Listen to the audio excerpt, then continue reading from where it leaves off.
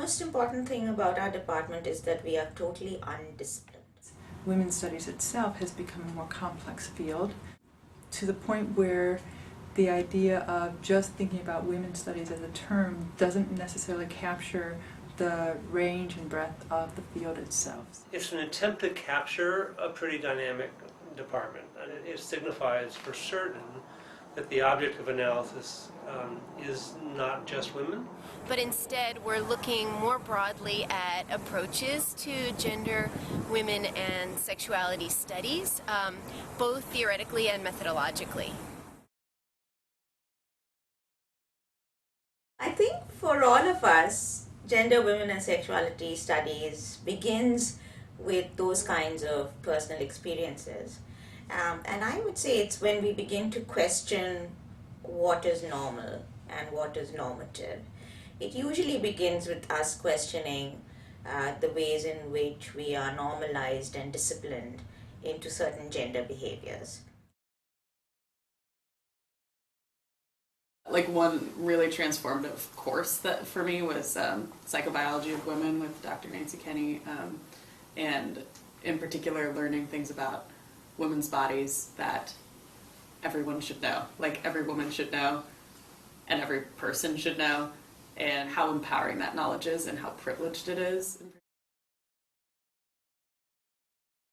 The inclusion of sexuality at the center of queer studies has been there, for the last 30 years, and that Chicana theorists like Gloria Anzaldúa, Shireen Moraga were always talking about the importance of understanding sexuality and queer sexuality to contextualize straight, or heterosexuality as well, and that these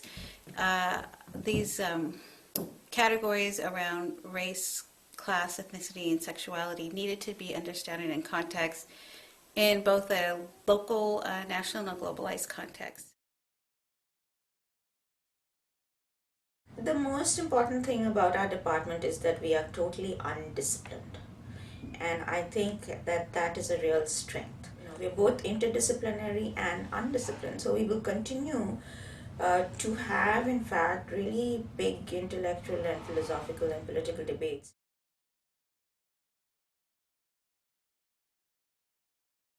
Rather than being a place that students think of as just a place to come if you are a woman or you want to think just about issues that are pertinent to women. Under our new name, Gender, Women, and Sexuality Studies, is, I hope, a place that students will come to think about shaping themselves as critical thinkers,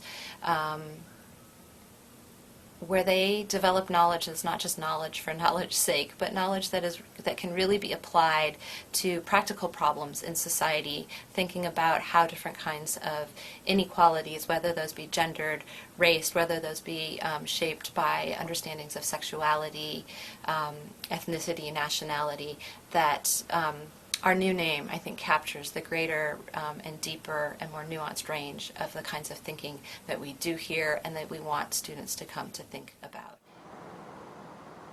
It's a home. It's a launching pad. It's a place where you'll be challenged all the time, often uncomfortably, but always with safety and with respect. The work that's done here is really important, and it's powerful, and it's broad. It's so much more than the standard definition of feminism or women's studies or gender studies or any of those things.